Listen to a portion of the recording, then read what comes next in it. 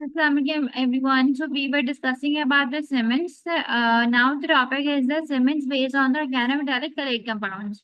So first let's discuss what is the chelate compounds and why we call it the chelation reactions that happens in these cements.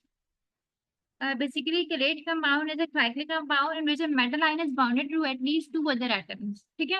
So what happened is you have a two divalent metallic ion which is zinc ion and aromatic compounds. ठीक है. Reaction जो होगा आपको वो aromatic के बीच में और zinc ion के बीच में रिएक्शन है ये. फॉर एग्जाम्पल आपको जो कंपाउंड बनेगा वो जिंक यूजिनोलेट बन जाएगा यहाँ पर. ठीक है. फॉर एग्जाम्पल यहाँ पर देखो this is the silicate compound. ठीक है. आपका जिंक जो है वो डाइवेलेंट है लाइक कि दो एटम इसके पास है. ये आपका एरोमेटिक कंपाउंड है. ठीक है.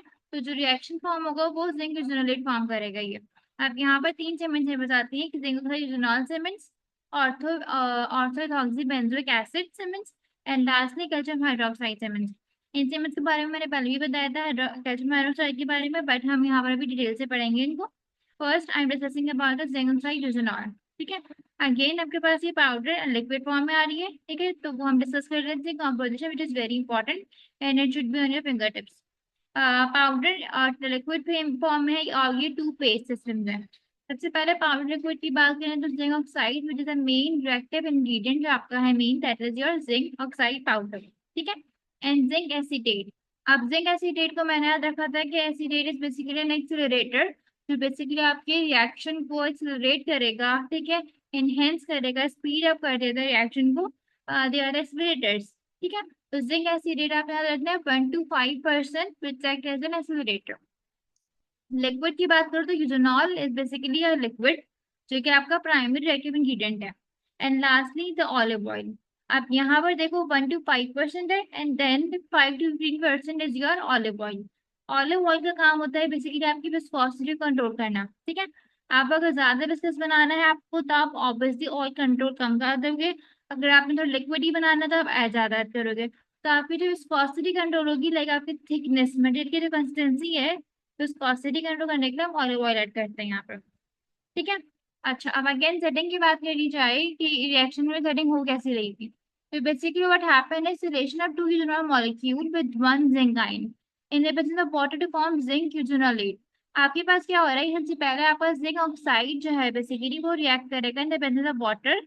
It will form zinc hydroxide first. सबसे पहले मेरे पास फॉर्म होगा product zinc hydroxide and then zinc hydroxide in the presence of two eugenol. ठीक है. ये आपका जो एच ये दो यूजोनॉल मॉलिक्यूल्स है. It will form zinc eugenolate ZnE2 basically zinc eugenolate plus water. This is two equation जो आपने याद रखनी है कि पहले आपके पास इन the presence of water zinc oxide react करेगा to form zinc hydroxide and later on it will react with the two eugenol molecules to form zinc eugenolate. as I show you this before कि आपके पास aromatic compound. ठीक है. And uh zinc which is the divalent atom. इन दोनों के बीच reaction का मैंने नाम दिया है सिलेट कंपाउंड. ठीक है. तो ये आपका पूरा जिंक यूजोनोलेट का फॉर्मूला आप कह लो वो बन गया. स्ट्रक्चर बेसिकली आपने याद रखना है ये. ठीक है. अगर बात की जाए इसकी मैनिपुलेशन की like how it is applied कैसे हो रहा है ये. ठीक है. It is page page form में है और it is in the powder liquid form में है ये. तो हमने वो देख लेते हैं हम कि बेसिकली यहाँ पर आपके पास क्या हो रहा है कि दो equal page together until it obtains a homogeneous color. अब what do you mean by homogeneous color? Basically what happens is कि आपके पास एक रेड कलर और व्हाइट कलर का पेज है. ठीक है. Red and white will form a pink colour. तो आपके पास जो होमोजेनियस कलर अचीव हो जाएगा आपने इसकी मिक्सिंग करते रहना है तब तक. ठीक है. एंड सेकेंड अगर आपके पास पाउडर लिक्विड है, पाउडर लिक्विड आपने यूजुअली 4:1 का रेशियो लेना है फॉर द मैक्सिमम स्टैंडर्ड के अचीव हो. ठीक है. Like 4 cubes of your powder and 1 cup of liquid या आपके पास जो भी आपको मैन्युफैक्चरर ने प्रोवाइड किया है आप उसके जरिए अपना 4:1 का रेशियो दोगे. यहाँ पर हमने कूल क्लास ऐप यूज नहीं करनी. ठीक है. Which is not required. Like हमने जिंक फॉस्फेट सीमेंट्स में कूल क्लास ऐप वो हमारी रिक्वायरमेंट थी. ठीक है. कि हमें सेटिंग को सिलेक्ट करना था बट यहाँ पर ऐसी कोई रिक्वायरमेंट के पास नहीं आती है. ठीक है. याद रखना है ये. If I talk about the properties तो it has an adequate working time. बहुत अच्छा होता है इसका. It has rapid setting time. Like जैसे आप उसको माउथ में प्लेस करोगे ये सेट हो जाएगा फॉरन ही. It is a good thing. अगर बात करें कंप्रेसिव स्ट्रेंथ की तो इसकी जो स्ट्रेंथ है वो जिंक फॉस्फेट से कंपैरिजन में इट इज वेरी लो। ठीक है। अब यहाँ पर दो फॉर्म्स आती है जिंक यूजरॉल सीमेंट्स की, दो फॉर्म है, एक है अनरीइंफोर्स्ड मटेरियल और दूसरी टाइप है इसकी रीइंफोर्स्ड मटेरियल। अब ये अनरीइंफोर्स्ड और रीइंफोर्स है क्या है बेसिकली, आपका अनइनफोर्स से मतलब है कि इसमें जिंक आपके पास रेजिन एडेड नहीं है। ठीक है, resin is not present, that is your resin is in presence में रेजिन नहीं है, वो आपके पास हो जाएगा अनरीइंफोर्स। ठीक है, और जिसमें रेजिन आपके पास है वो आपके पास आ जाएगा यहाँ पे रीइंफोर्स। ठीक है। अब जब हमने रेजिन ऐड किया था इसके अंदर तो हमारी जो स्ट्रेंथ थी दैट इज 40 और रेजिन ऐड करने से पहले इट वाज 20। ये बात याद रखनी है। ठीक है, कि आपके पास रेजिन जिसमें नहीं है मेरे पास इसकी स्ट्रेंथ 20 आ रही है। ठीक है, और जिसमें रेजिन है दैट इज जो 40 स्ट्रेंथ उसकी अचीव होगी आपके पास। ठीक है, और the material develop strength rapidly, like जैसे ही मास में प्लेस करोगी फॉरेन सेटिंग होगी, फॉरेन से क्या हो जाएगा एक्सोथर्मिक रिएक्शन है इसका भी। अगेन आपके पास सारे रिएक्शन एक्सोथर्मिक पढ़े हैं हमने अभी तक, तो इसका भी एक्सोथर्मिक रिएक्शन होगा। ठीक है। अच्छा, अगर बात की जाए इसकी कि यूजनॉल, अब यूजनॉल यहाँ पर क्या कर रहा है, यूजनॉल आपके पास रिलीज हो रहा है यहाँ से। ठीक है, ये जो मटेरियल सेट होने के बाद हमारे पास यूजनॉल को रीच आउट कर रहा है ये। अब कुछ बेनिफिट्स आती है यूजनॉल के, कुछ हार्मफुल इफेक्ट्स आएंगे यूजनॉल के। सबसे पहले बात करते हैं यूजेस की, उसके बाद इसके बेनिफिट्स की बात करेंगे। आप इसको यूजनॉल का यूज कहाँ पर करना है आपने, तो we use is a liner और sub liner below the amalgam. इसका मतलब क्या है बेसिकली, व्हाट हैपन इज कि आपने करना ये है, जब आपकी कैविटी बना रही है बहुत डीप कैविटी है सपोज, तो डीप कैविटी में सबसे पहले आपने एक लाइन ऐड करनी है अपनी, सबसे पहले एक लेयर ऐड करोगे आप दैट इज योर यूजनॉल। ठीक है, ये आपके पास हो जाएगा जिंक यूजनॉल, ये मैं आपको उसको जेड लिख देती हूँ यहाँ पर। ये सबसे पहले आपने ऐड किया है जिंक यूजनॉल। ठीक है, ZnZe लिख देती हूँ मैं इसको। ठीक है, उसके बाद इसके ऊपर जो आप लेयर लगाओगी that it will be zinc hydroxide की फॉस्फेट की। ठीक है, जिंक फॉस्फेट की लेयर हम लगाएंगे इसके ऊपर अपनी।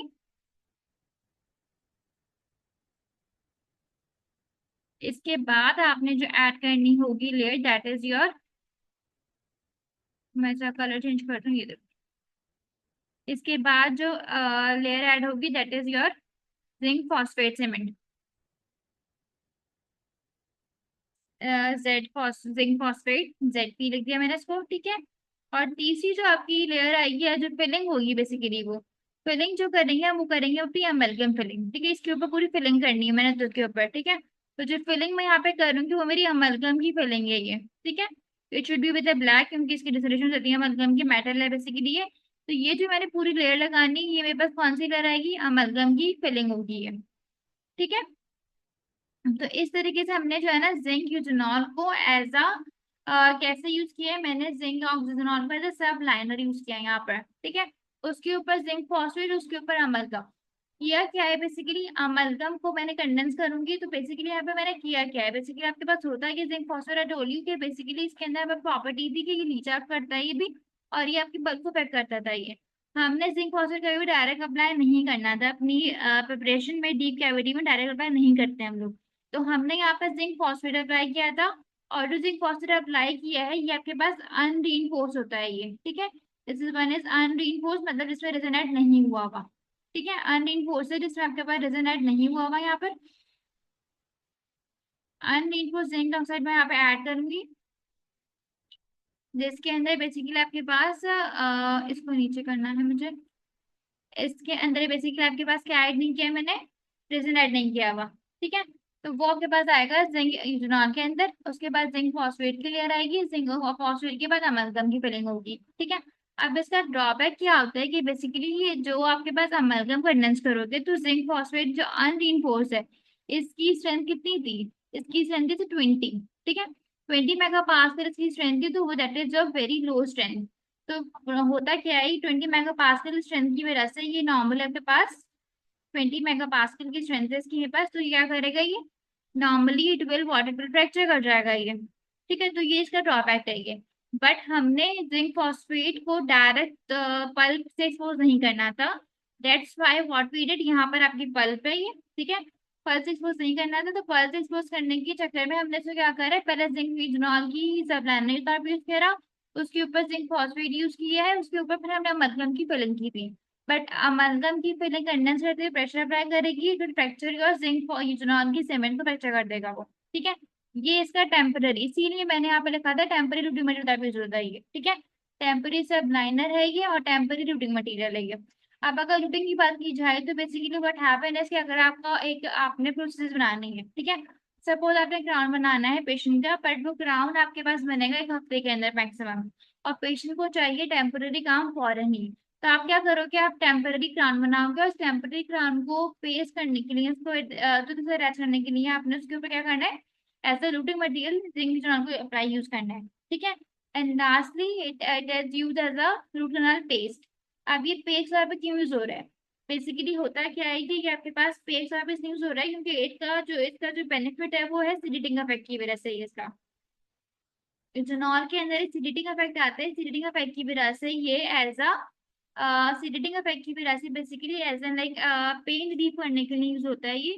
इसीलिए हमने इसको एज रुकनल पेस्ट ऑफ यूज करते हैं इथेनॉल को हम लोग। ठीक है, अच्छा अगर इसकी प्रॉपर्टी की बात करूँ मैं नेक्स्ट में, ये सारे इसके रिजल्ट रखने हैं, प्रॉपर्टीज भी यूजेस में आपके पास आ जाएंगे ऑलमोस्ट। ठीक है, अगर इसकी यूजेस की बात कर लेते हैं हम, यूजेस में क्या क्या हमारे पास आ रहा है। अच्छा यूजेस हमने डिस्कस कर लिया, प्रॉपर्टी बात करनी है हमने। ठीक है, अच्छा बेनिफिशियल पे क्या क्या आते हैं इसके, बेसिकली आपके पास कि एक तो इसका जो अन्य कंज्यूम यूजनॉल है ये सीडेटिव इफेक्ट दे रहा है। मैंने भी बताया सीडेटिव इफेक्ट की वजह से हम इसको एज अ पेस्ट यूज कर रहे हैं। सीडेटिव इफेक्ट को हम कहते हैं ऑप्टेंडेंट इफेक्ट, भी इसका नाम दिया हुआ है हमने ऑप्टेंडेंट, ऑप्टेंडेंट इफेक्ट भी कहते हैं हम इसको। ठीक है, क्योंकि बेसिकली पेन रिलीफ कर रहा होता है ये आपका। ठीक है, पेन रिलीफ करने के लिए हम इसको यूज कर रहे होते हैं इसलिए। और इसका एंटी बैक्टीरियल इफेक्ट है, दिस इज वेरी इंपॉर्टेंट, इसका anti bacterial effect is very important because it minimize the bacterial growth, minimize कर देता है। और ऑल्सो इट इसके जो एक्सट्रोजनीज होते हैं बेसिकली आपको डैमेज कर रहे होंगे वो, बट डैमेज इतना ज्यादा नहीं है ये, इतना ज्यादा बेनिफिशियल ज्यादा है ये। ठीक है, बट अगेन यहाँ पर इसका ड्रॉबैक एक और है। हार्मफुल इफेक्ट क्या क्या आते हैं इसकी, बेसिकली हार्मफुल इफेक्ट इसकी ये है मेरे पास कि जो अनकंज्यूम्ड इथेनॉल है मेरे पास, इसका जो हार्मफुल इफेक्ट है की जो है वो क्या करता है, वो आपकी जो सीमेंट्स के मटेरियल को डिसइंटीग्रेट कर रहा है। लाइक व्हाट हैपन है कि आपका जिंक इथेनॉल जो है बेसिकली वो वाटर से रिप्लेस हो जाएगा, और जब वाटर आ जाएगा उसी जगह पे तो मटेरियल की हाइड्रोलिसिस हो रही है, मटेरियल टूट रहा है। जब मटेरियल टूटेगा ऑब्वियसली वहां से एम्प्टी स्पेसेस रहेंगी, और वो खाली जगह का फायदा नहीं है, वो ऑल्टा इफेक्ट देंगी, उल्टा इफेक्ट क्या देंगी, वो मटेरियल की अपनी प्रॉपर्टी खराब हो रही है, मटेरियल वहां से हट गया है जगह से, तो मटेरियल लगाने का मकसद था वही खत्म हो गया बेसिकली। ठीक है, दूसरी इंपॉर्टेंट चीज ये है बहुत ज्यादा कि कभी भी आपने यूजनॉल को मलमल यूज नहीं करना। ठीक है, कभी भी यूजनॉल को मलगम, सॉरी कंपोस्ट यूज नहीं करना, मलगम यूज किया है हमने भी रिसेंटली। ठीक है, बट आपने कंपोस्ट यूज नहीं करना, क्यों यूज नहीं करना, क्योंकि बेसिकली कंपोजिट में है रेजिन। ठीक है, तो ये क्या करता है, ये रेजिन के साथ अफेक्ट करेगा, इंटरफेयर करेगा उसी पॉलीमराइजेशन के साथ, रेजिन के साथ मटेरियल के साथ इंटरफेयर करेगा, और इसी रीजन की वजह से आपने इसको नहीं करना यूज। ठीक है, दूसरी बात ये डिसोरेशन के बाद है, मटेरियल की डिसोरेशन करवा रही है। कंपोजिट की फिलिंग आपके पास इंटीरियर में होती है ये। ठीक है, कंपोजिट की फिलिंग हम करते हैं इंटीरियर के अंदर, क्यों, क्योंकि बेसिकली ये आपके एस्थेटिकली बहुत प्रेजेंट होती है इंटीरियर कंपोजिट। ठीक है, इंटीरियर्स के लिए बहुत कंपोजिट जो है बेसिकली वो बहुत एस्थेटिकली बहुत अच्छा होता है ये, कलर मैच रहता है, कलर पैलेट कुछ शेड्स आते हैं इसके, तो एस्थेटिकली प्रेजेंट है ये। तो अगर एस्थेटिक से आपके पास नहीं मिल रही है अगर आपको, तो फायदा नहीं है मटेरियल यूज करने का। ठीक है, तो इसके साथ क्या हो, दूसरा क्या कर रहा है, इलस्ट्रेशन करवा रहा है मटेरियल की। तीसरी बात ये कि ये आपके एडेसिव के साथ जो एडेसिव मटेरियल है इसके अंदर उसके साथ भी प्रॉब्लमेटिक कर रहा है। ठीक है, उसके एडेशन को हाँ मसले कर रहे हैं, तो वो कॉम्पोजिट की फिलिंग फ्रैक्चर कर जाएगी, वहां से रिमूव हो जाएगी वो। ठीक है, तो इसकी वजह से आपने कभी भी यूजनॉल को कॉम्पोजिट यूज नहीं करना। ठीक है, ये बात याद रखनी है सबने। अच्छा, अब इसके अंकुर के बाद यहाँ तक टॉपिक कंप्लीट हो चुका है। Thank you so much for joining. आप कुछ समझ रहे हैं तो मुझे पूछ लीजिएगा, हम लोग अब बात करेंगे और थोड़ा सा बेंजोइक एसिड सीमेंट के बारे में। अभी तक मैंने ये कहा कि यूजेस क्या क्या है इसकी, सेटिंग कैसी होती है इसकी, टू टाइप्स बताई है मैंने इसके अंदर आपको, और रिएक्शन के बारे में बताया है। ठीक है, थैंक यू सो मच।